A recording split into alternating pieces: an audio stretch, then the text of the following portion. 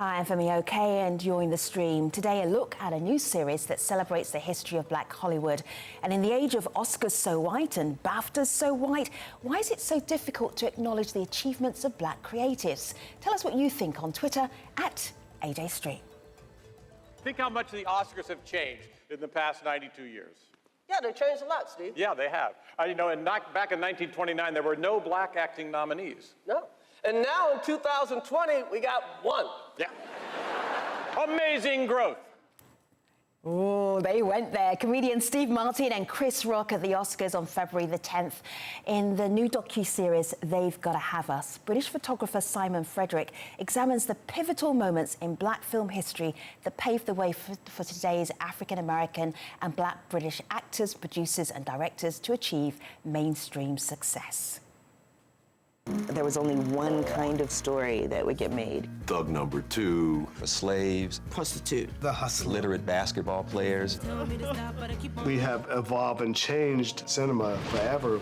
And the Oscar goes to Lupita Nyong'o, Mahershala Ali, Jordan Peele. They and other Black creatives have forced open the doors of Hollywood. We gotta tell our own stories, dude. To give themselves a cinematic voice. It is a long journey to this moment. Even in my dreams, this could not be true. There's a lot of Black people that are artists and want to work, and we ain't gonna stop. Period. To talk about this and some of the challenges that Black creatives face in the industry, we are joined by photographer Simon Frederick in London. He's the producer and director of They've Gotta Have Us. On set, Heather Harris, a professor of communications at Stevenson University. And via Skype, we have April Rain, a diversity and inclusion advocate and creator of the Oscars So White hashtag. Hello, everybody. It's really good to have you. I feel like we can talk about Black cinema, Black entertainment.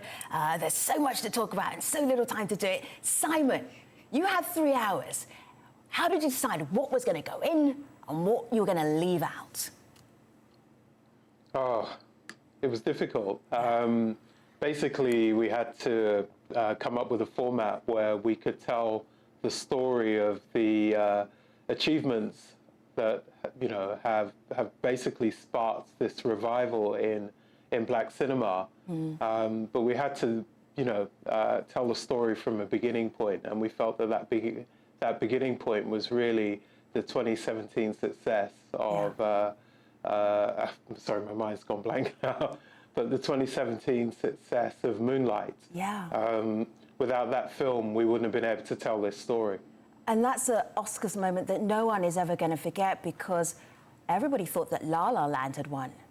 And then, Heather, do you remember what happened? I do, I watched it. Heather. Yeah, I mean, yeah. No, it was. It was one of those. It was one of those moments where you couldn't make it up. Yeah, right. Yeah. And you really couldn't make it up. It's also interesting that it would happen for a Moonlight, that you would have a mix-up for the film Moonlight, because when you think about it like that. how predictably that Oscar show was going, everything was La La Land, La La Land, La La Land. So just to recreate the moment, we were waiting for the big Oscar nomination to be out there for the winner. Who's going to win the Oscar for the Best Picture? They open the envelope. So you've got this moment, and they say Barry one film. Jenkins is. Yeah. And it wasn't the film they said, and they were already saying their thank yous, and then they said, no, wait, it's Moonlight. And then the director doesn't even believe it's actually happened in that moment you capture in your documentary, right, Simon? Yeah, because, so for me, it was a really interesting starting point was to start with Barry Jenkins. I wanted to hear how he felt when that moment was going on in front of him. Yeah. It's all well and good, what we read in the papers about the moment, but I wanted to get the guy himself that happened to tell us what that felt like. And it was great hearing from him saying, it's that he couldn't believe in his wildest dreams that it was true. I mean, he says in They've Gotta Have Us, I couldn't believe it was happening. I couldn't believe, because this never happens. Mistakes like this never happen at the Oscars. And when I look back at that scene, and I think your documentary series is wonderful. I really enjoyed watching it. I actually binge watched it. Thank you very much. When I look back at that scene, I said to myself, it was Faye Dunaway that was also reading the card, and she didn't even look at the card. If you look at her, she doesn't really look at the card. She just assumed that because La La Land had won a number of Oscars prior to that moment, that it was La La Land. So she just glances at it and she says, La La Land. Like, it's just a given. And how Well, it's unfortunate because Warren did throw her under the bus. Yeah, he did. He was like, I'm not reading this. You can read it. April, go ahead. Warren had the card, and the card was incorrect. Yeah. But he kind of knew it. Anyway, we're not going to relive the entire moment, but April, what do you remember from that moment where it wasn't one film, it was the film that seemed to be, maybe this film isn't commercial, this film is about black love, this film is about the harshness of some aspect of an African-American family and families. April, what was your take on that actually winning Best Picture?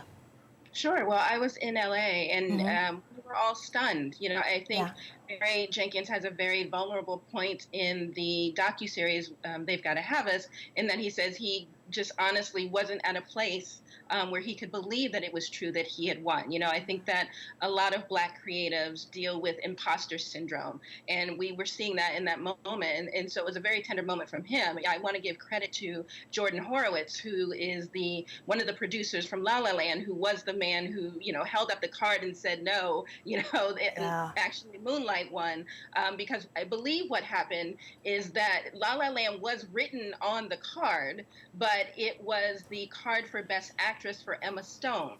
So it was there. And that's correct, yeah. All right. We're giving La La Land so much more airtime than it should probably have 3 years later.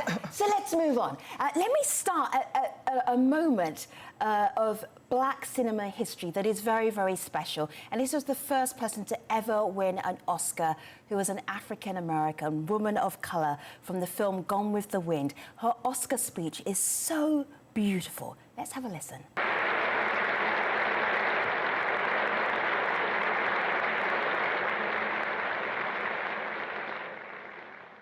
Academy of Motion Picture Arts and Science, fellow members of the motion picture industry, and honored guests.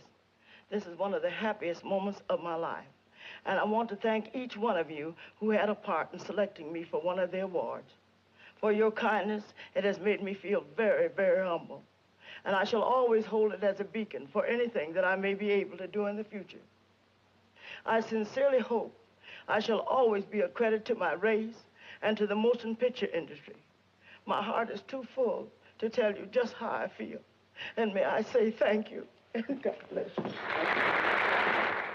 That is a beautiful moment, and, you know, Hattie McDaniel, you know, rest in peace. She remains a credit to the race. Yes, she played a housekeeper, a slave, to win that award. That is what, unfortunately, a lot of actors have to do in order to win. Sidney Poitier won his award. He was a peaceful Black man among women who needed help, right?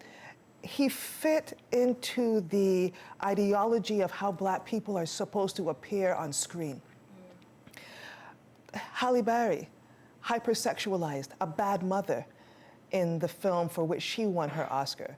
Monique, horrible mother in Precious, for which she won her Oscar.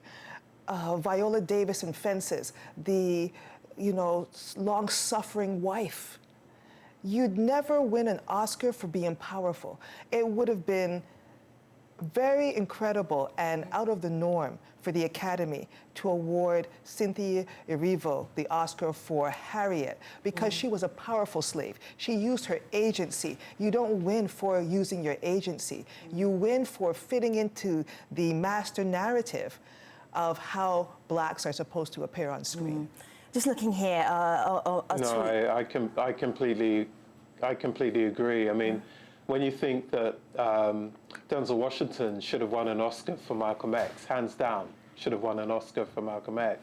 And what did they give him an Oscar for? Training Day, where he's, you know, delinquent, violent. You know, that's what he wins an Oscar for. And, you know, it's, I agree with what was said just now, that, you know, we always have to you know, the roles that we seem to be lauded for always has to do with something to do with suffering or servitude, and that has to change. Let me share this tweet with you. April, I'm going to throw this one over to you. This is Frederick. He's watching on Twitter right now. It's like Hollywood is a white-dominated thing. They want to keep blacks down with a purpose, regardless of the hard work in the industry. April, your take. Well, that's true. The Academy of Motion Pictures Arts and Sciences, the people who run the Oscars, committed in 2016, year 2 of Oscars So White, to doubling the number of people of color and doubling the number of women within its membership ranks by 2020, by this year. And yet now that they met one of the goals and missed the other, but the Academy is still 84% white and 68% male. What we also know is that the Academy does not require its voting members to view the performances in the films before they vote. I've always said, as I tour around the country and around the world talking about issues of inclusion and representation in the entertainment industry, that it should be a meritocracy. You know, you cast your net far and wide, you get the best qualified folks out there, and then you let the chips fall where they may. But if you're not viewing the films before you vote, and then you can make choices based on... That's ridiculous. You know, how ridiculous does that sound? Yeah.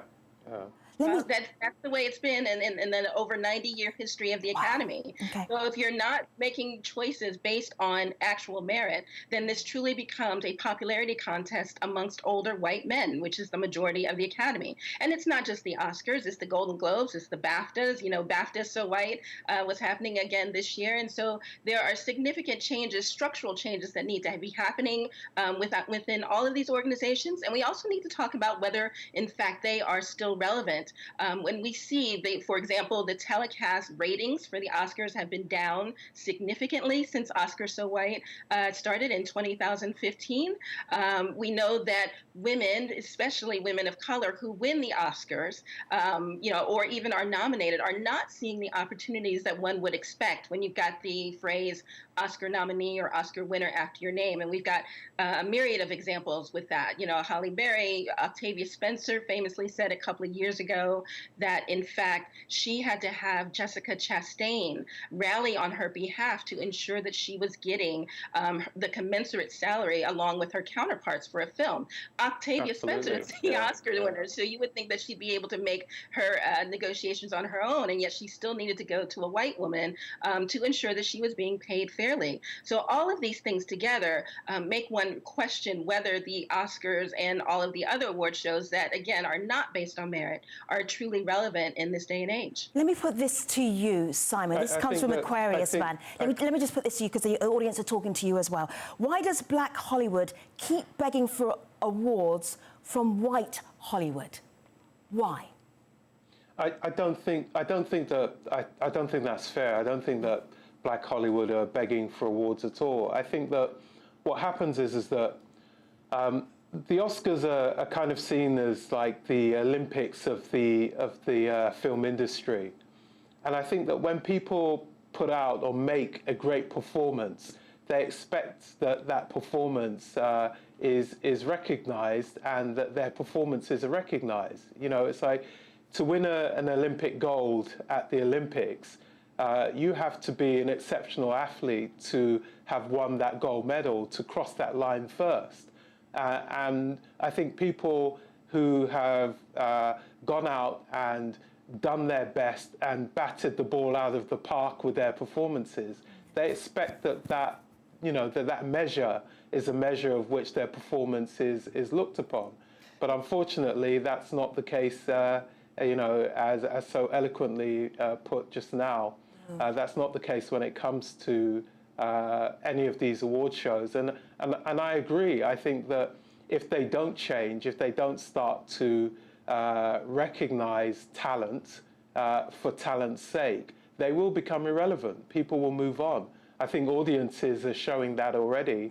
They're not that interested in the award shows anymore because basically they're seeing the same people being awarded for a lot of the cases, a lot of mediocrity. You know, it's very the Oscars were considered the pinnacle of the film industry because they said they are. They started about 90 years ago. A whole system That might be a good takeaway. If we say we're the best show on the planet, then maybe we are. Heather, go ahead. You know, when you look at Hollywood, according to media and technology scholar Tim Wu, was founded because the people who who started Hollywood, they were considered rogue because there was a team of filmmakers in New York who had the Film Trust, and they were blocking people, international films, the type of actors that could play roles, the type of stories that could be told. And these rogue individuals, these entrepreneurial spirits, went to Hollywood, Cuba, and Mexico and decided to stay in LA and form Hollywood so that they could be more inclusive, so that they could be included. And how interesting that they now exclude when they themselves started from a place where they wanted to be seen and wanted to have their stories told. I want to just bring into our conversation something that struck me when I was watching the BAFTAs, hashtag BAFTAs So White. And Joaquin Phoenix was incredibly uncomfortable when he won for his role in The Joker. And this is what he used his time to say on stage. Have a look. BAFTAs have always been very supportive of my career, and I'm deeply appreciative. But I have to say that I also feel conflicted because so many of my fellow actors that are deserving don't have that same privilege. I think that we send a very clear message to people of color that you're not welcome here. I think that's the message that we're sending to people that have contributed so much to our medium and our industry and in ways that we benefit from. It's more than just having sets that are multicultural. I think that we have to really do the hard work to truly understand systemic racism. I think that it is the obligation of the people that have created and perpetuate and benefit from a system of oppression to be the ones that dismantle it. So that's on us. Thank you. He makes an excellent point, if I can just say, you know, he says there's a sense that we're not welcome there. The fact is we aren't welcome in most organizations, but we are needed in the organizations because our presence adds value to the bottom line. But in terms of being there to share in the bounty that results from our presence, the organizational members are often not interested. April? Now we need to ask what's next, right? It was a great speech, and Joaquin made a room full of white folks very uncomfortable for 2 or 3 minutes.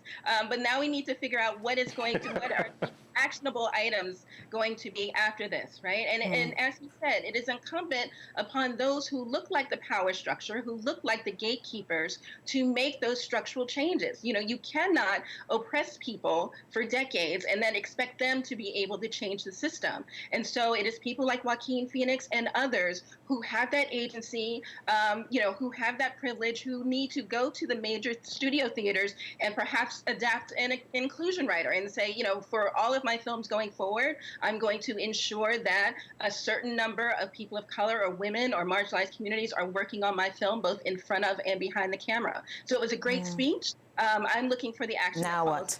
Yeah. The action is always slow to come. You know, it's interesting. I was saying earlier on that when we were filming They've Got to Have Us, people like Lawrence Fishburne, Whoopi Goldberg were sitting in that chair or sitting on that box, and they were looking around them because they were surprised. We had an all-black crew, and they had never, you know, in most instances, they were saying that they had never seen that before. You know, I think that back in the 1960s, when Sidney Poitier and Harry Belafonte were, you know, not just actors, but activists campaigning against, you know, for civil rights, when you look to the left of them and you look to the right of them, there were white actors who were famous at the time who were standing there just as active as they were.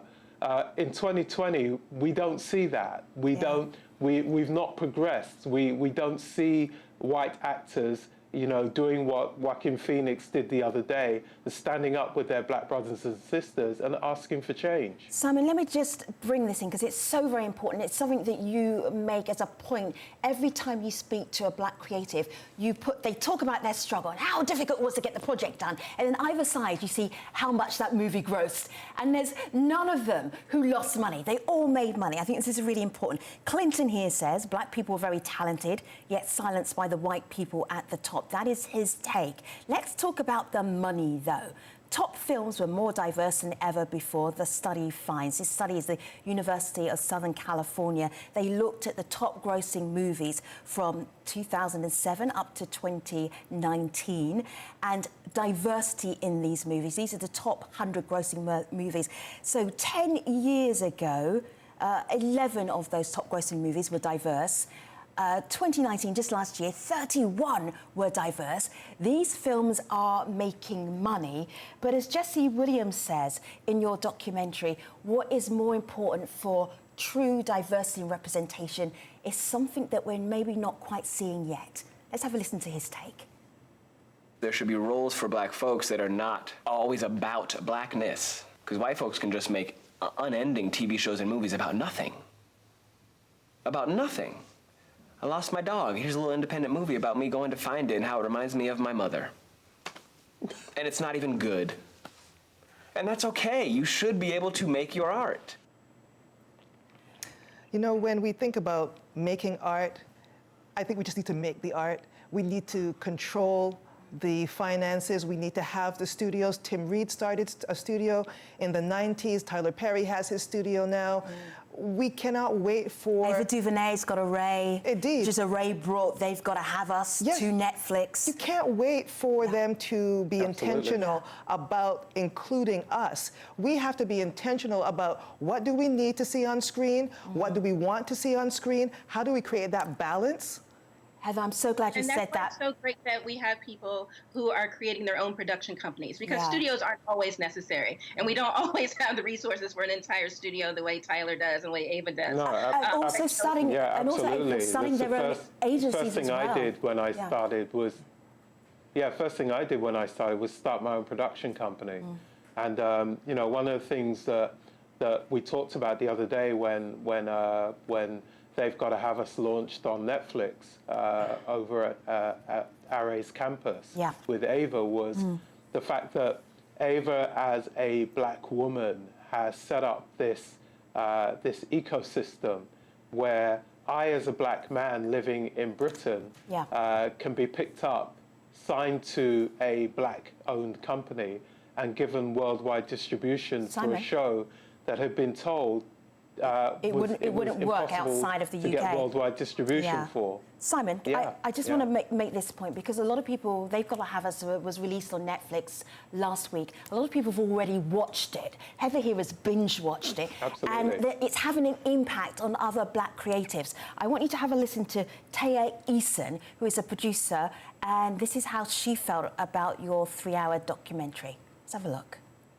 Each one of these giants that I got to see tell me something, and I learned from in this series, said in their own way that if you're creating something, don't stop creating it because somebody says nobody wants to hear that, or we're not ready for that story, or there's nobody asking for that right now, or nobody's gonna get it. Because undoubtedly there is gonna be somebody out there who needs to hear that, who needs to learn from you, who you are going to change their life through your stories. So don't stop writing, don't stop creating, stop listening is what they're saying.